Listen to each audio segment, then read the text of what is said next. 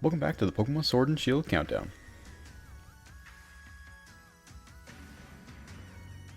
So today I want to talk about a massive information drop from Game Informer that came out yesterday after I posted the countdown, of course. And they interviewed Game Freak the other day, and holy cow, so much information that I wanted to share with you guys because it's awesome. Now, if you guys are not wanting to hear anything majorly spoilery, I would suggest leaving this video. There's some things in here that probably will blow your mind if you didn't know about them yet. But if you're not really looking to hear anything, that I'll give you a second to leave. All right, so there's quite a bit that they announced here. Some minor things that they announced would have been HMs are not coming back, which makes sense, obviously. I mean, Poké Ride is kind of like the new thing, even though there might not be like a Poké Ride in this game. There might be like they showed like the whole bike can travel on the water kind of thing. So I'm assuming they'll probably use more like physical items for this.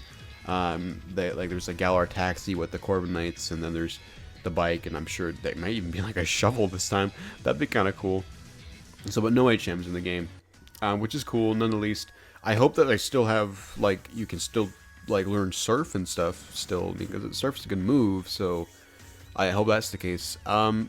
Other things that they revealed, the EXP share, if I can say words, is automatic and without a use of an item. So it's possibility that you'll be able to turn it off. This is very similar to how they did it in Let's Go Pikachu.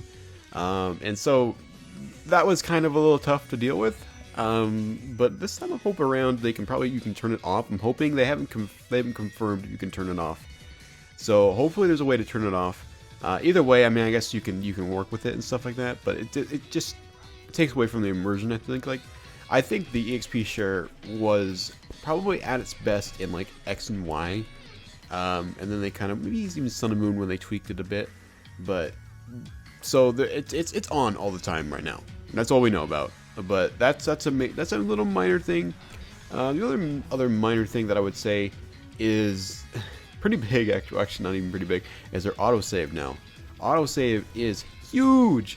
This is going to help a lot of people out if they forgot to save in front of a legendary or gym or something. I'm assuming this will autosave. I don't know how often it will autosave, but I assume right before like big events, the game will autosave. Like if you go into like a horror game, the game autosaves occasionally, right? And you know it's like right before like a major event happens. So that way, or like a hard part of the game, because they know you're probably gonna die, right? So if it autosaves before a gym and you forget to autosave, then if you die in the gym, then you're like, oh, I'm okay. Let's just go do this. So that's a big thing. All three of those things are pretty large, but the biggest thing, the biggest thing is there are 18 gyms, and that is insane to me. Now there are 18 gyms in like each game. Now that should be said. There are not 18 gyms in each game. They're split between a major and a minor league. And I'll read what Cerebi has. There are to be 18 gyms in the game, with different gyms being in the major league and different gyms being in the minor league between game versions. For example, B's fighting type gym is in the major league of Pokemon Sword, while Alistair's ghost type gym is in the major league of Pokemon Shield. The idea is that the gyms can be different leagues each year in the Galar region. It is currently unclear if you can battle all 18.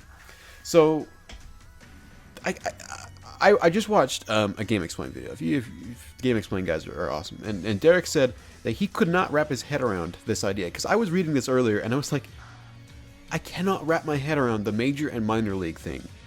I know it's like a small little plot point, but it's like, it's so hard to wrap my head around. What will that be? I don't know.